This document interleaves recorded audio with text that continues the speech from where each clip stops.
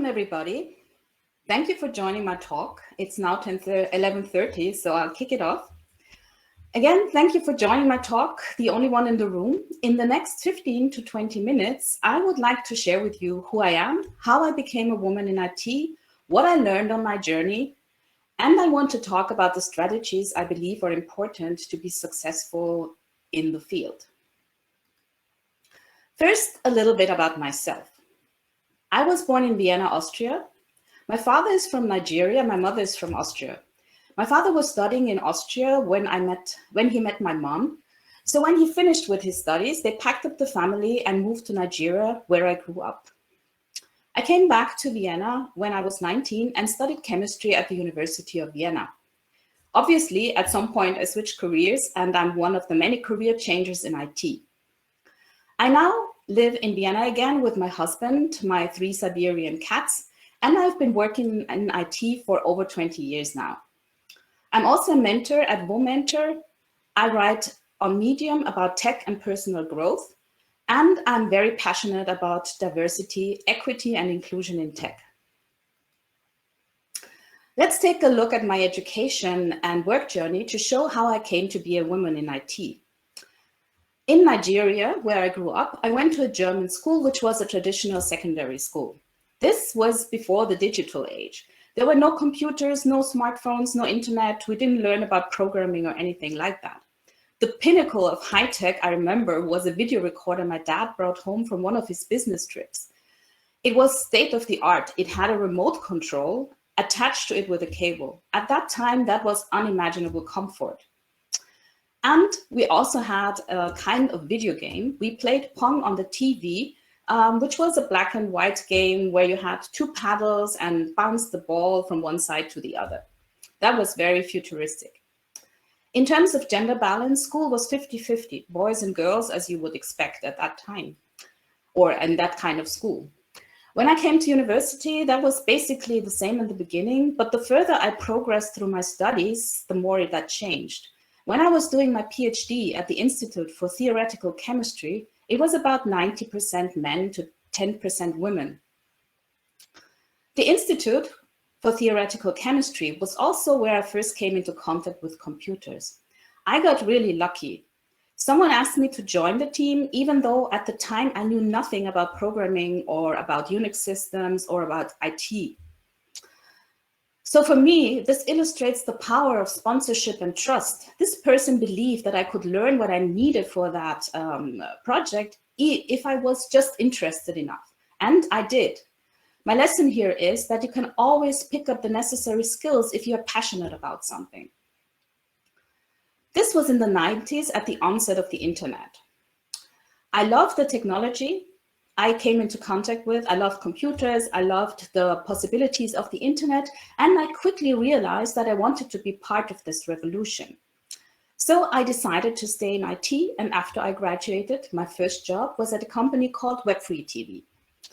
At that time, they were making free, free TV for the internet, which was basically a precursor to YouTube at a time when everyone was still surfing with a modem. Here, I learned another important lesson. Shortly after they hired me as a web developer, they told me a Linux specialist was coming on board. At that point, I had been working with Linux and Unix systems for over 6 years, so my expectations were really high. When this guy started, I found out that he had installed 1 Linux server in his life. This illustrates very nicely how different men and women rate their expertise. Never forget that when looking for a job. It doesn't matter if you fulfill 100% of what is listed in a job ad. Just go for it, even if it's just 50% that fits your profile. My career then progressed through working at software companies in Munich as a Munich specialist. I came back to Vienna, worked at IBM partner company as a systems engineer. I went on to work for different IT vendors, always in pre-sales technical roles. I switched companies, I grew more experienced, and I learned about a lot of new technologies. What never changed through all these years was the gender imbalance. The picture on the right is a few years old. I took it at a sales kickoff I attended while working at Riverbed. As you can see here, there are hardly any other women in the room. I would go as far as to say that there isn't a single other woman in the room.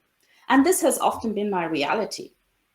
And unfortunately, after more than 20 years in tech, tech still isn't really diverse. In some places, it even seems to be declining.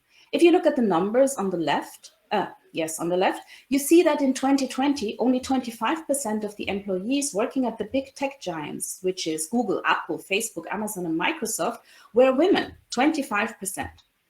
And also, if you look at the graph by the US Bureau of Census, the percentage of women in science and tech in the US has decreased in the 90s. This is a very, very sad situation. So being the only one in the room can come with self-doubt. For me, it wasn't only being the only woman. I live in the middle of Europe, and I'm also very often the only Black person in the room. Being female and Black can make you feel very conspicuous in a room full of men in black suit and tie. So I clearly remember conferences where everyone around me looked so similar that I had issues picking out the people I knew from the crowd. I always compared the situation with a fish swarm. That's what it was like, all these men in IT. So it's normal that not seeing anyone that looks like you brings up subconscious doubts. You might start asking yourself, do I belong here? Is there a place for me at this table? Are my ideas even valid? And if I say something wrong, will it reflect badly on other women? And this, of course, creates a certain amount of pressure. If you're like me, you feel the need to represent your gender and race as best as you can. If you don't want your failures or mistakes to reflect badly on how people like you are perceived, you're constantly hyper-aware of your behavior. This can be a heavy burden to carry for some women.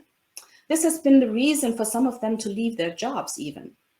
In the Women in the Workplace report that you can read on the leanin.org webpage, you see that women who are onlys, as they call them, often have a significantly worse experience at work than women working with other women, and 1.5 times more likely to think about leaving their jobs. So this is a situation that can arise from being the only one in the room. I personally was very lucky. I did not feel that burden very heavily. I worked with people that were quite supportive. And despite the fact that the prospect of being the only one in the room might look daunting, working in IT is actually amazing, in my opinion. For example, I've been working remotely out of my home or in mixed mode long before the pandemic. The flexibility that this gives you is just great, and you can't find it anywhere else, I feel. If I look at the way my friends are working, they all have a fixed 9-to-5 situation where they have to go to the office normally. So working in IT gives you the opportunity to juggle private and professional life so much easier. This is something to keep in mind, especially if you're still planning to have a family with kids. So the fact that diversity is such a big topic nowadays in tech has opened a multitude of new opportunities for women like us. The people that can fill them are still very scarce, and talent is rare. And this is not likely to change soon. I get job offers all the time, and yet you can be sure to easily find a job for the foreseeable future. Digitalization is now at the core of the way we live. This means there will be job security in IT for years to come. Keep that in mind. And this is also a field that pays extremely well. You will earn more money than in typically female fields. Working in tech will help you achieve financial independence in the end. And furthermore, you can be part of the people who design the way the future looks, since digital solutions are pervasive in every walk of life. All this outweighs the possible downsides, in my opinion. So the recent couple of years have brought a lot of positive changes as well. I talked a little bit about the negative side of being the only one in the room, but companies have finally come to the realization that diversity is a benefit and are actively working on diversifying their workforce. So I've been at VMware for about 5 years now, and I've seen a significant change. And the reason for this is that it has been shown that people who are different, and that is not just women, bring new ideas and approaches to tech. They are needed to ensure there's less bias in the tech and the algorithms we develop. We need diversity to ensure that tech represents all of the population that is about to use it. Also, women are much better leaders. Statistics show that their teams perform better and are more productive. This is most likely because they're more communicative and they're more empathetic. Since diversity actually influences the bottom line of the companies now strive to get their hands on the diverse talent that is out there. And this is making working in IT more, I would like to say, comfortable for women like us. So to succeed in the field, or in any field for that matter, be aware of the different ways men and women tend to behave in the workplace. There are different career strategies that we have. We women tend to forget to talk about what we are doing and assume our superiors will see how great our work is. This is most likely not true. We overvalue competence, keeping our head down until we know all the details of our job role instead of interacting. This makes us invisible instead of successful because nobody knows what we're doing. Then we tend to minimize our achievements and our presence. We willingly make room in a crowded room, for example. This is a very positive human trait, don't get me wrong, but in the workplace, it makes us look as if we lack self-confidence to take up room. Women also often suffer from the disease to please, as it's called. We want to be perceived as nice, and this makes it hard for us to say no when we're asked to take over a task. But these tasks take time away from more important things that would promote our careers. These habits are holding us back. Meanwhile, men who are good at self-promotion, who constantly talk about where they want to go, pull ahead in their career journey because they are better adapted to playing the game, or to be more precise, the game was structured around their habits. So if you want to succeed working in a career, especially in a male-dominated field, there are a number of strategies that will help you progress. One is define your goals. Be clear about the direction you want your career to go and communicate it to your managers. Don't hold back with your wishes and dreams. Tell them where you want your career to go and keep repeating it. Men tend to forget stuff. Remember that no one will know how great you are if you don't show it off a little. Self-promote. Don't wait for someone to see your genius. Talk about your projects and your successes. Make them visible. Remember, it's not bragging if it's true. And learn to say no. Agree only or mostly to tasks that will further your career. Don't try to be nice to someone trying to flog off work at you. Say no to busy work. Don't self-reject. This is a very important topic. Ask for support and for opportunities. Don't be the one to say no to something you want before someone had a chance to say yes to you and give you what you want. You will be surprised that rejection is less likely than you assume. And finally, build good networks in your workplace. People need to know you because when there are opportunities, they have to know your face and your name. And leverage the relationships you build. There's nothing wrong with asking someone for help. So, and while you are on your way, you can help making sure that the times you are the only one in the room become less frequent. Be an advocate for diversity and inclusion when you have the time and the space. Build a WISE, which is a Women in Solution Engineering or Women in Technology network in your company. You can go to the WISE webpage and get tips on how to go about that. I clearly remember that last year when Sarah Swatman started the WISE network at VMware, it felt empowering just to see how many women were already in tech roles in the company. We had this Zoom meeting and seeing all their faces together on the screen made me feel as a part of the community finally, and less like the only one in the room. If you have the chance, be a role model and represent women in IT so we have more visibility. For me, this means speaking at conferences like this and showing what I do. I mentor and I have created an interview series where I spotlight women in IT and the roles they have there to make us more visible.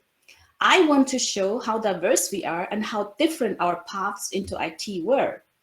With this initiative, I want to make women understand that we are no different from them. There's no special thing about being a woman in IT. We're just women and with a specific interest. And I want to emphasize that there is a place for them in tech.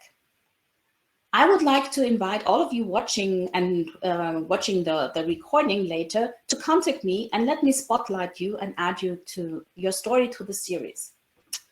So while I'm interviewing these amazing women, I always learn a lot from them. And there are certain topics that I want to share that come up again and again. So the first one is find a mentor or a sponsor. Find someone who will help you define goals and execute on them. And also check in with you and give you tips on your career progression. Sponsorship, on the other hand, can be much more important. There's a slight difference between mentorship and sponsorship. A sponsor is someone who will actually give you an opportunity, who will be there and say your name when an opportunity arises. This is so important. It's not enough to tell you what kind of habits you should develop or what kind of strategies work. There must be someone who actually gives you the chance. Like the person who allowed me to come to the Institute for Theoretical Chemistry, even though I did not have all the skills yet. And a second thing everyone says is follow your interests, follow your passion. So there's a saying from Simon Sinek that goes, don't hire for skills, hire for attitude. You can always teach skills, you can't teach attitude. And this is so true. If you have a passion for something, you will always be able to acquire the necessary skills. Just remain curious. Curiosity is so much more important than knowing everything at the start. Just go ahead and do it, and you got this.